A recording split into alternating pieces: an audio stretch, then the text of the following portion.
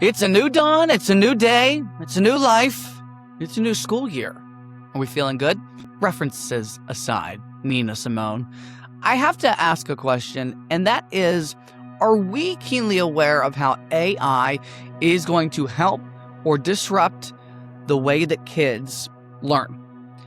Is it going to help kids become more better critical thinkers? Is it going to allow kids to ask a question into an AI model? It can spit out an answer and boom, here's my homework. I'm done. I'm going to go outside and play and jump online and play some video games on Twitch. How might parents have a healthy conversation with their kids about using, say, ChatGPT when it comes to their math homework, writing an essay? How might teachers consider checking in on kids if they are actually retaining certain types of knowledge, if they are ultimately using some of these AI models into their homework? And are there some risks involved in the age of AI when a child is developing social, emotional, physical intelligence, all on the line here? Is AI a major problem? Is it going to prohibit kids from becoming rational, say, ethical, and compassionate people? Well, Dr. Jonathan Strecker thinks that there is a way to get through this, and in a positive manner. Because don't we need some answers? We're trying to get some answers here on this podcast. As we go into a brand new school year and folks are considering how to use AI, where not to use AI, at what age students should or should not be using AI, whether it should be used at all, let's dive into my conversation with Dr. Jonathan Strecker. He is the head of school at Valley School of Ligonier, private school in Pennsylvania, outside of Pittsburgh. And he also has a new book. And it comes down to how children can best learn in a school setting, how they can emerge, the title of the book is Emergence, emerge as a successful human being, one that is not only curious, but one that is compassionate. And he prides himself by saying he likes to challenge people and to question assumptions that shape their lives. And our conversation is all about AI use in the classroom, AI being deployed at home, inside of the school setting, and how parents can have a healthy conversation with their kid about using it. And he makes the case that children should be bored. Why? Because it forces them to decide how to use that time. My conversation, I think, is timely given the start of the school year, but there's also something that we can take away, folks who might not have children, present company included, about how we could make sure that we're not giving up what we have learned, we went to school for, and we challenged ourselves with, if we do ultimately deploy AI into our lives. And who knows, maybe there's going to be a brand new model that allows us to use it increasingly tomorrow, the next week, next month, and the years ahead. But Dr. Strecker thinks we should be having the conversation now to make sure that kids develop into positive free thinkers and contributing members of society, and that they can maximize their own intelligence as we are increasingly using the artificial kind. Let's dive in. Dr. Jonathan Strecker joins me now. Dr. Strecker, I appreciate your jumping on Byline. Thank you. And it is timely. It is the start of the brand new school year. Moms, dads, they might have to be juggling childcare. Teachers, they're getting their lesson plans together. And the kids, they're being taught X, Y, and Z lesson. I know the stress about it. Both of my parents are educators. My sister's an educator. My dad was my high school principal. A lot of stories associated with that. But let me dive in first and foremost, as far as AI is concerned, because everybody has umpteen questions here about our kids and how do we set them up for success in the long run. What do you think adults are still missing about how quickly AI is changing childhood? Maybe it's not just using it for school. Yeah, I think if we could just go back just a tad. Sure. We've noticed that there's been some problems over the course of the last 20 years. You know, cable TV, gaming, phones, social media. And we've taken this approach that, well, let's just throw it against the wall and see what sticks. Just put it in a child's hand and just let them use it and see how it works. But what that's caused is tremendous amounts of deficits. What we know in children is that they only grow through friction. All humans grow through friction, even us adults, which means in our more troubling times, frustration, boredom, sadness, our brain is primed to grow. Well, now we have AI. And AI, I think most people think of AI as like a software upgrade or a new app. And it's something much more substantial. We're talking about something that is potentially of equal intelligence or greater intelligence than humans. And I don't think we've ever faced that. And so we're going to have a choice as humankind to make, which is, do we retain our own intelligence and really seek it out? Or do we become reliant on AI and become weaker and weaker? And there's a lot of studies right now that show that. I mean, it's a slippery slope too. The more you use something that gives you a more efficient result, AI, drafting an email, the more likely you're going to come back for more. You make the case that children develop through challenge and discomfort. Allowing kids to make rational decisions, moral decisions. What does that actually look like in a normal kid's day? Yeah. So my background before education was in neuroscience. So Sure. it really starts in neurology. And what happens when a child struggles with a math problem, when they have an awkward situation with a friend on the playground, maybe they become emotional, they get frustrated by something. In the child's brain, it releases chemicals to prime itself for its best to learning. That's why friction is so important. So when that child is going through that moment, if we are too quick to save the child, if we're like, oh, no, we don't want you struggling in math, here, just put it into AI program to solve it for you. It'll show you how to do it. You're robbing that child of developing their own brain. If two kids are arguing on the playground over a game and we jump in right away because we don't like to see that angst, well, they're not learning how to negotiate with one another. So a large part of what we need to do as educators and parents is take a step back, give them a little time. I'm not talking about letting them go into full distress, letting them put hands on each other or anything like that. That would be cruel. Yes. Yeah, that is a limit to the amount of friction we want to allow. But don't save them too quickly. And a great example of this is, I'm sure you've been out to dinner. A child gets a little bit upset, starts to get antsy, starts to anxious, starts to maybe even cry. The first instinct is a lot of times give them a screen. Let's entertain them. But we're robbing them of that learning how to develop resilience and patience. And that's what I worry about with AI. It's going to be more intrusive than we've ever seen. No doubt the application of it in the classroom, it's different depending on the grade level, depending on the instructor's comfortability, depending on the class itself.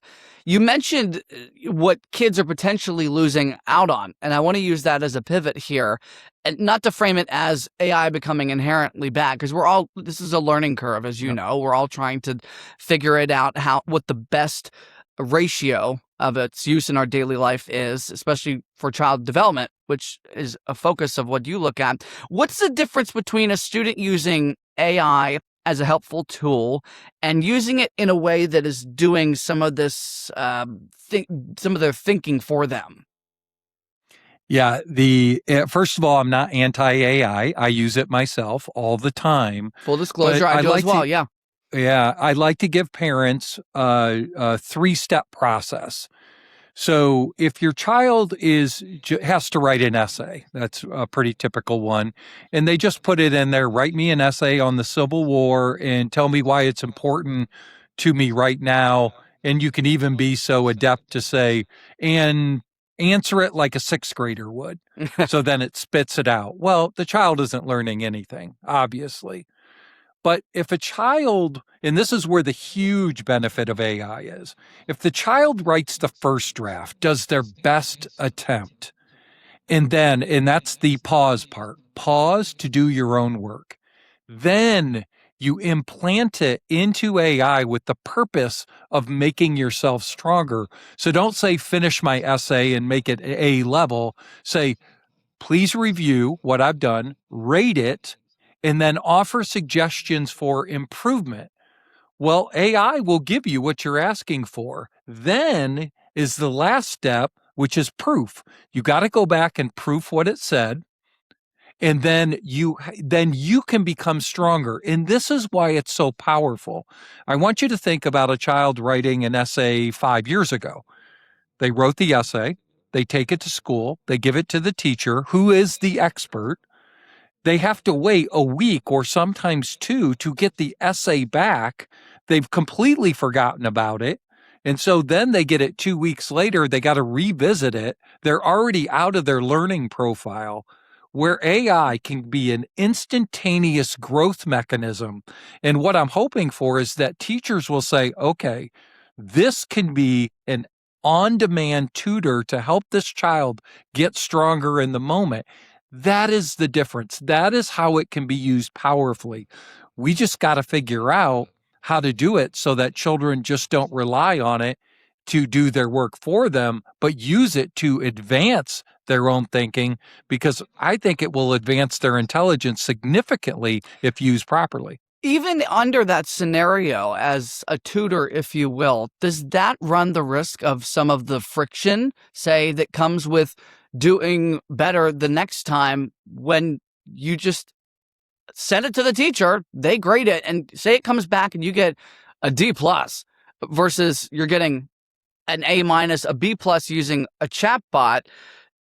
Are there some risks there about that friction that you mentioned if you're avoiding potentially a bad grade? No one wants a bad grade, but one can argue that could motivate somebody to do better. Yeah, I would worry less about the friction created by a bad grade than I worry from a neurological perspective.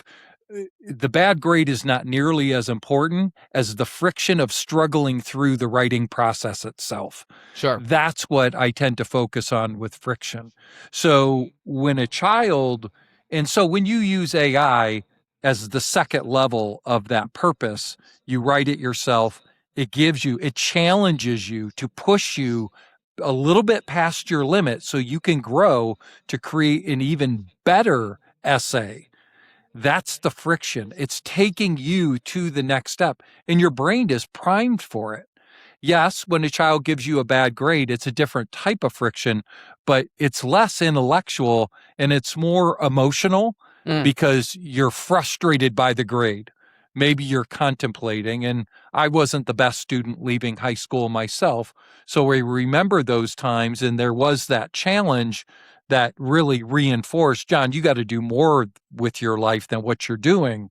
And yeah, there's purpose in it, but from a day-to-day aspect, I just think AI used the right way is going to advance all students in a very timely fashion.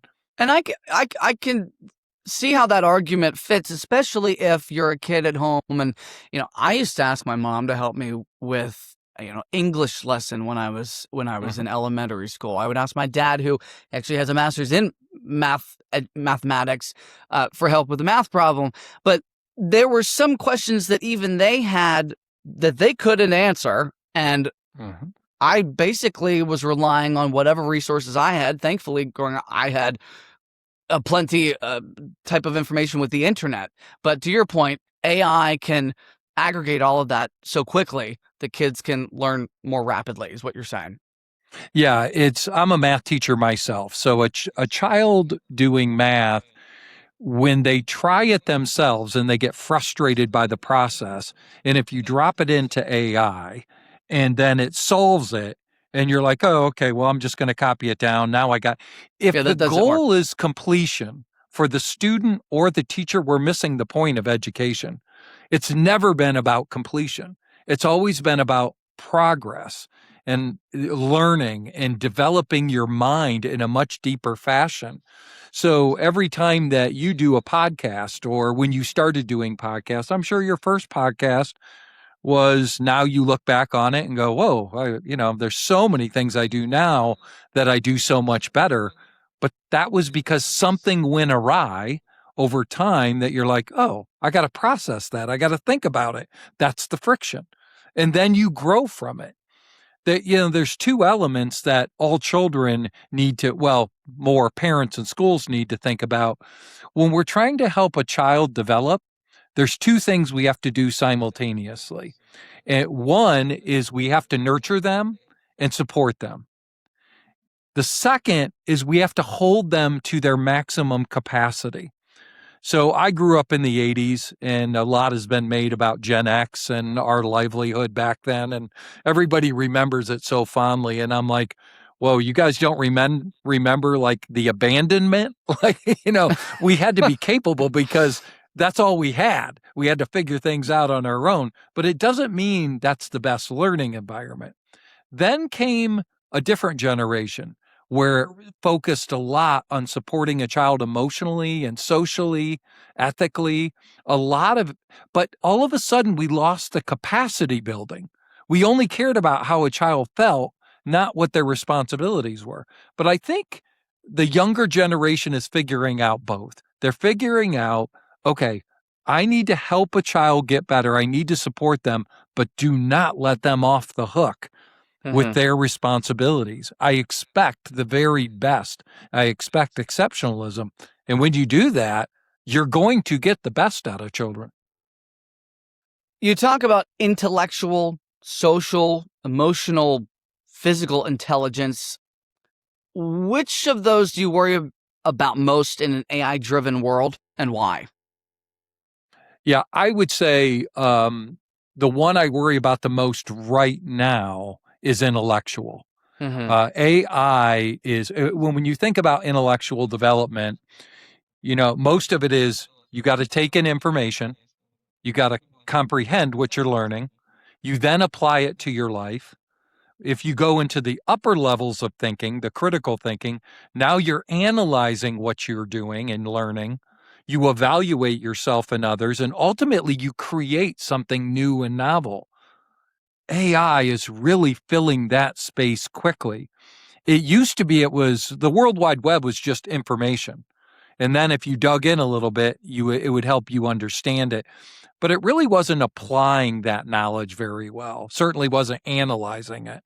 But AI is moving us through the entire spectrum of wisdom development. That's the one I worry about the most. The ones I worry about the least are the other ones you mentioned, which is social development, because humans still want to connect with one another.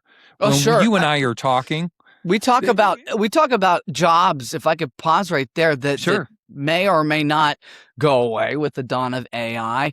That I feel that there is going to be a premium on in-person experiences in some cases. Even, like, I'd say Broadway has a comeback because people want to see a play, or if there's a TED Talk or a speech in person versus sitting down on your couch eating a bowl of popcorn watching somebody on YouTube. But your point. Yeah, AI doesn't have a childhood. It doesn't have lived experience. It simulates emotion, but it doesn't have emotion, at least not yet. And so as a result, social intelligence, our ability to connect with one another, read each other's facial expressions, look into another person's eyes, that's all neurological as well. That's how we sync and get to know each other's feelings, and that's how we connect. We don't do enough of it anymore, but that's beside the point. But that's what something is going to be a real strength for a child if they learn how to socially connect with others. Emotional development, if a child can go into fight, flight, or freeze, which we all do, it's pre-programmed, but come out of it, learn to pull themselves out of it, to regulate themselves, to use their own, that is an incredible gift that AI is not going to have for some time. And then ethical intelligence is an interesting one. It's because humans have to make the hard decision to sacrifice a lot of times something that's to their benefit, but for the good of others. And you see those people who do that, and they're revered, they're loved for being able to do that. But that's an intelligence in and of itself.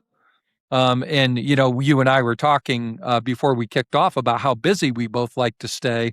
Well, according to Kant and his philosophical beliefs, you can be unethical to yourself. So if you're doom scrolling, if you're spending all your time watching movies, binge watching shows, not bettering yourself, well, he would claim you're being unethical to yourself. So I embed that as part of ethical intelligence. It also seems, at least right now, with the deployment of AI, the models itself, AI inherently also doesn't have original bias too, right? And that's part of development, as I'm sure that's a crossroads that you've come across as well.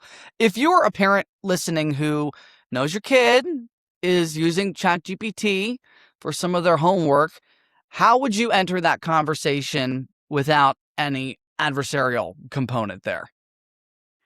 Yeah, I would start with how learning starts. Learning completing an assignment is not the important part.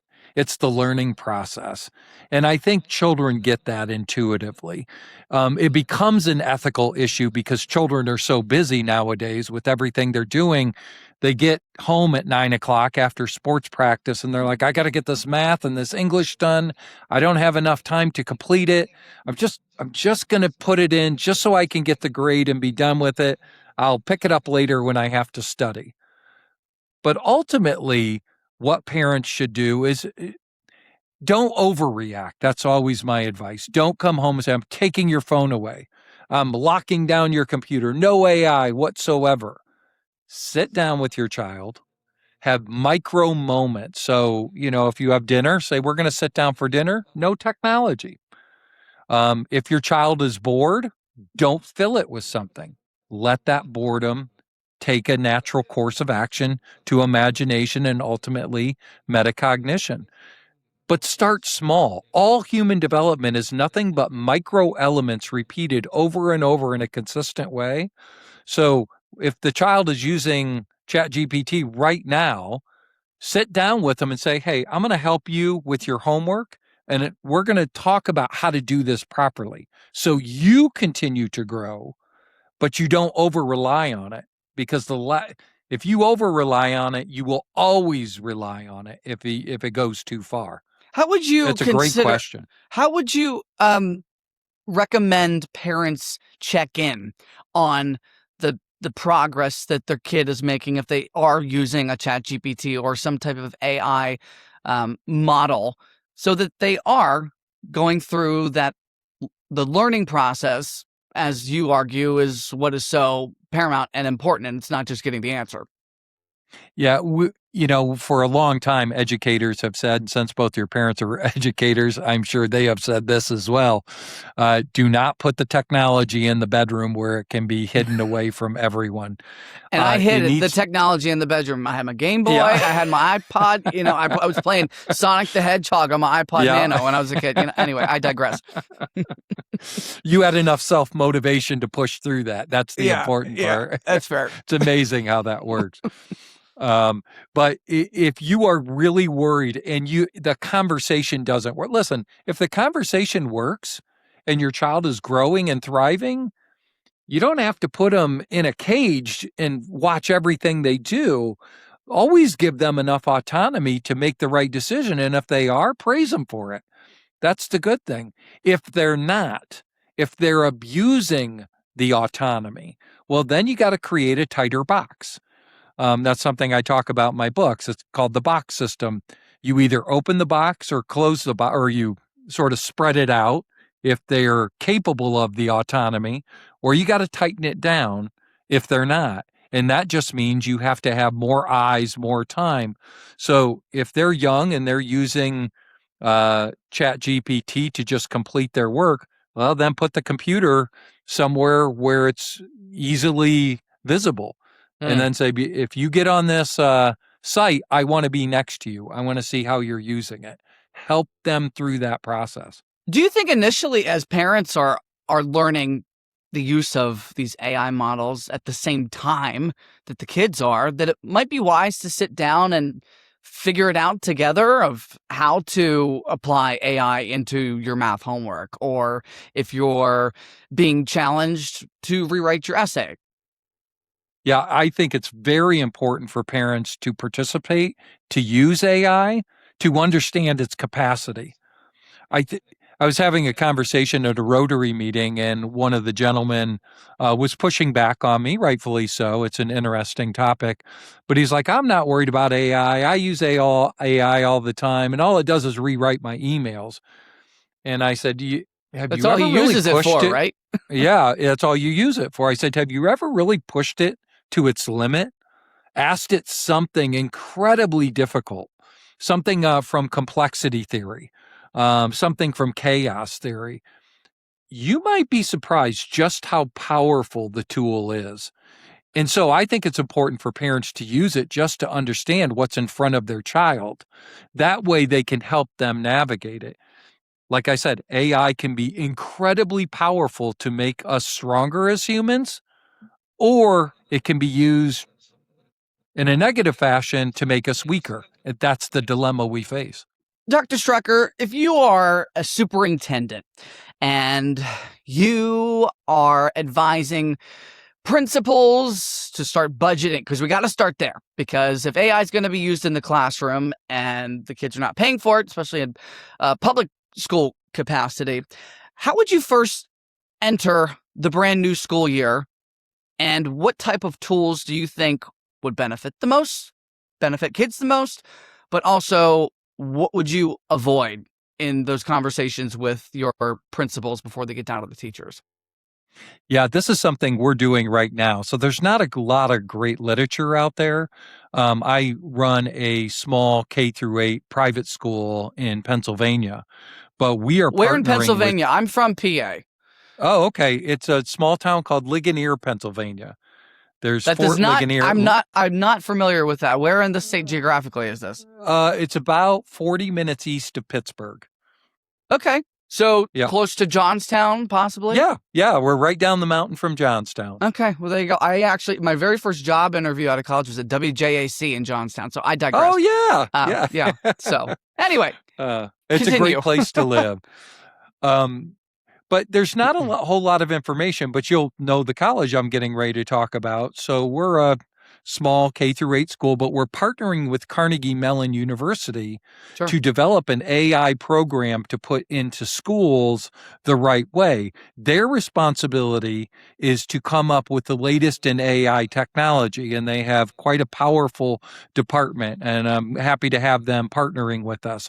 Our job as a school, as a holistic school, using the 5 intelligences as our baseline, is to make sure it's developmentally appropriate.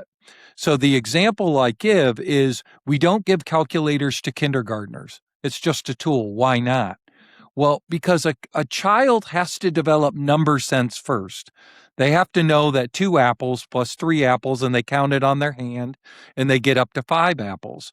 Well, there is an appropriate time to give a child a calculator when they get up to more advanced mathematics.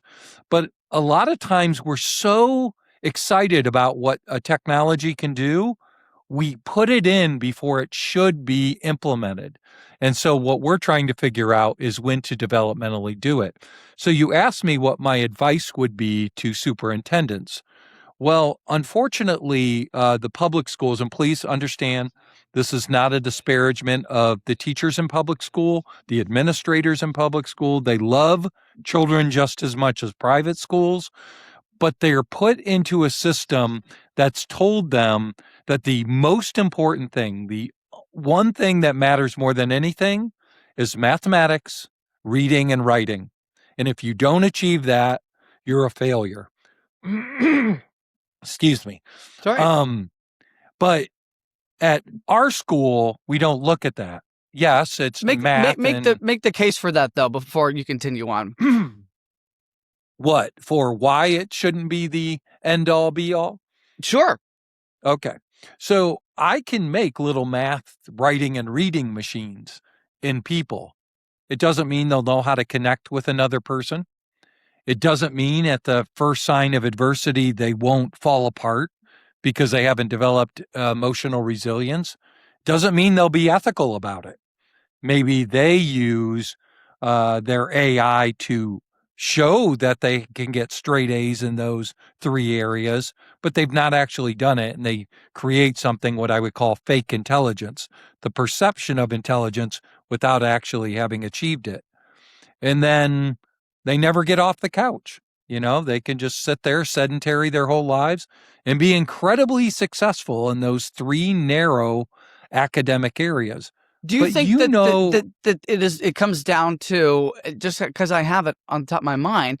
Yeah. You take issue with the system, and as you described it in the public school space. Does that come down to widespread standardized testing and schools get graded, and there are other certain ways of comparing schools, and there's a baseline, and you have to achieve a certain level of proficiencies, et cetera, that is ultimately why, as you describe it, the system is not conducive to successful growth for kids? Yeah, this is, in my mind, governmental. It's not down to the actual school. If you allowed teachers and principals to do what they knew was right, they wouldn't take this myopic approach to education. They would think about it as helping to raise children alongside parents. I truly believe that in my heart of hearts. But when No Child Left Behind came out under the Bush administration, they did the right thing. No Child Left Behind is a altruistic endeavor, but the way they were going to measure it is math, reading, and writing. That's it. They didn't measure it on whether children were socially capable, emotionally resilient, ethical. So as a result, these schools are trying to force feed. Now, I think as well as parents and teachers, a child may not be doing well in math at all, but it may not have anything to do with math. I saw it all the time. A child sitting alone on a bench at recess, they're not worried about math. A child who's emotionally distraught because that maybe their dog died, and for a couple of days they're just completely disjointed. And public schools don't necessarily get to dig that deep. Whereas in my school, a parent calls, "Hey, John, I want to let you know, our basset hound passed away, and little Johnny's really upset. And could you give him a couple of days?" Yeah, we'll give him a couple of days. He won't take the test right now with everyone else. We're going to figure this out. We're going to let him recover. We're going to build him, try to help him out here. That's what holistic education looks like.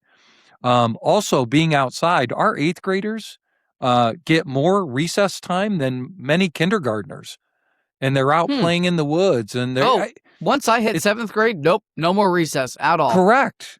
Yeah. So you take away social time, you take away downtime, you take away recovery time, and we fill it with a study hall. But what is the expectation at study hall? More work. Yeah. Not fair. Not collaborative time. So yeah, I think the system, in an endeavor to do good work, actually turned us in the wrong direction.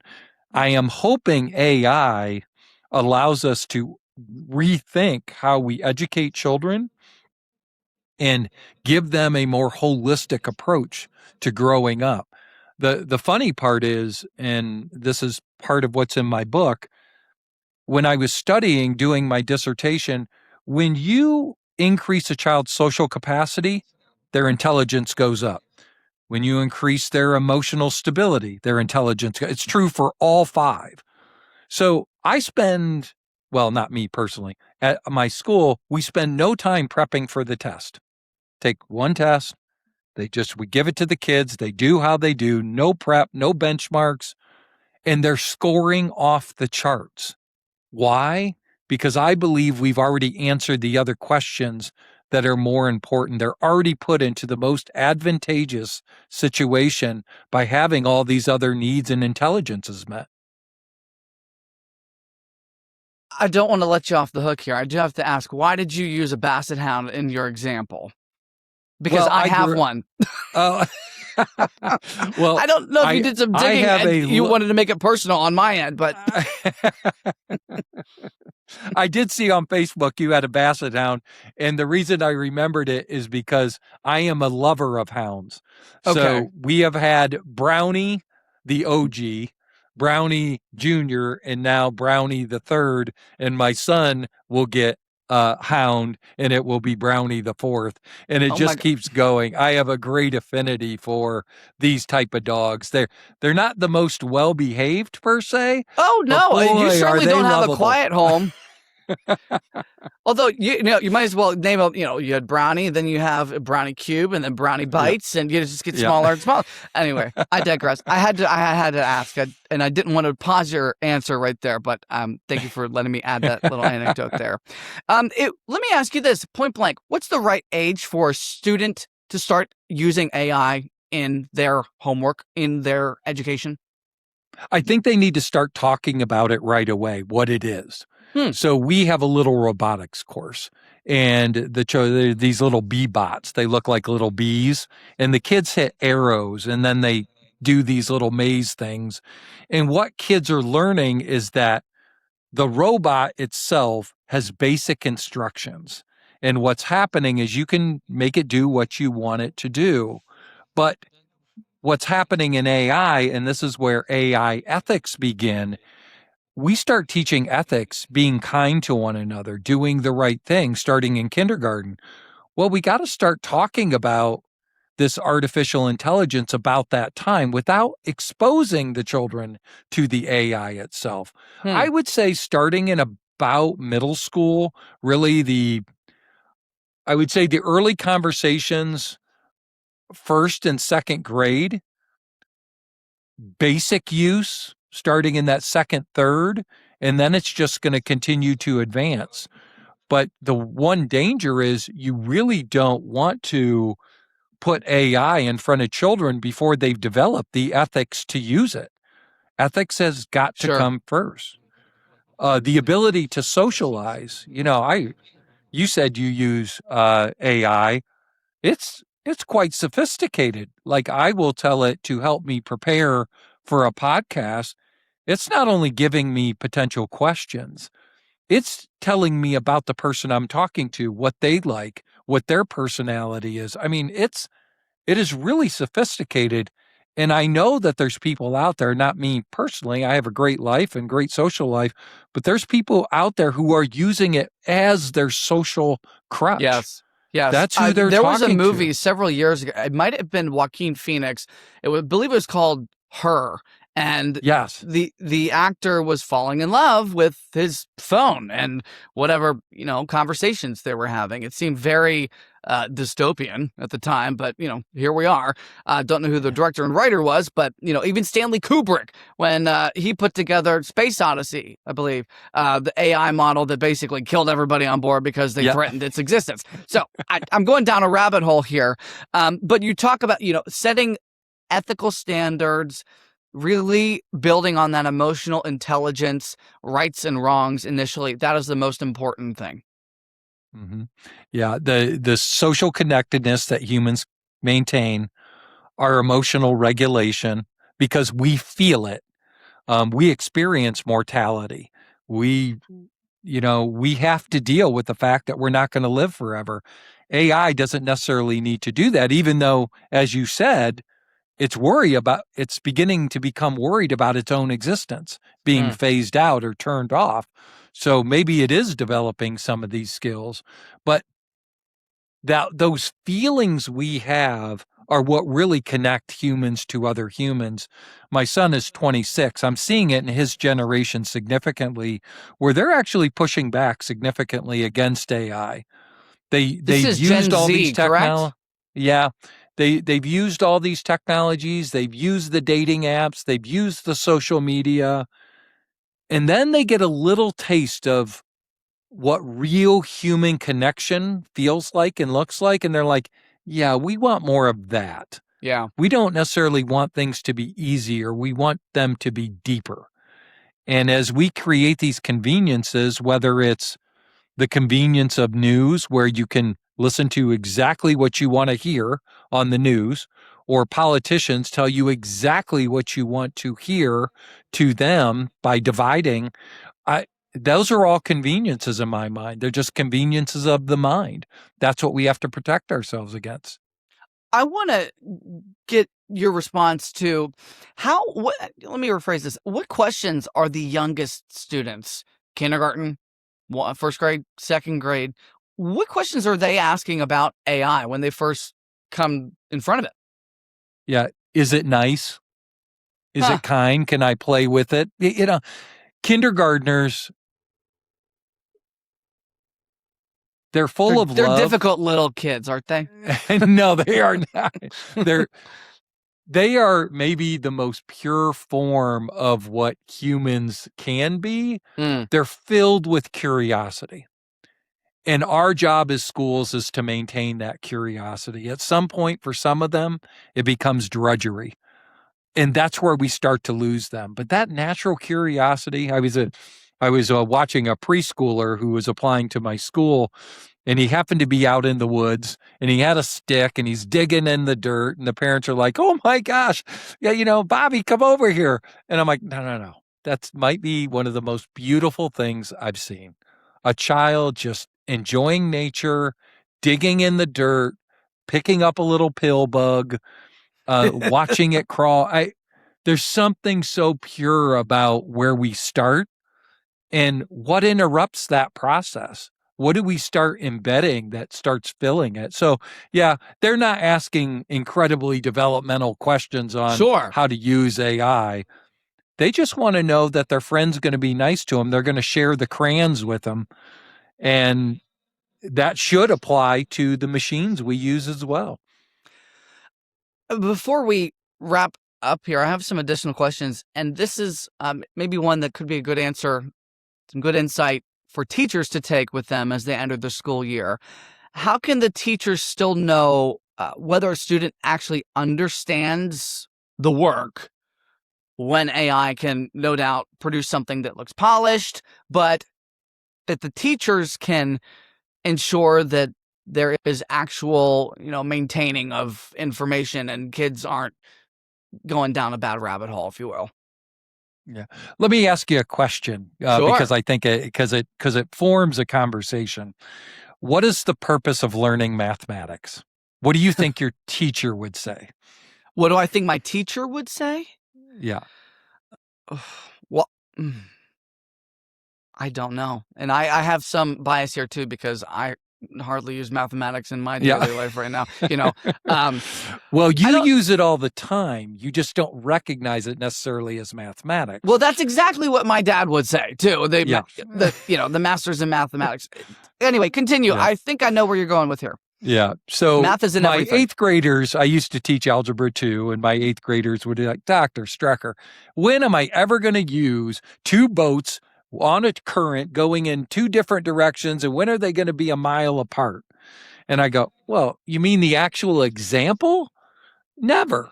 You're never going to be on a boat in a current." I go, "That's not going to happen." They're like, "Well, then why am I doing it?" I go, "Because that's not what I'm teaching you. What I'm doing is rewiring your brain for logic and process thinking."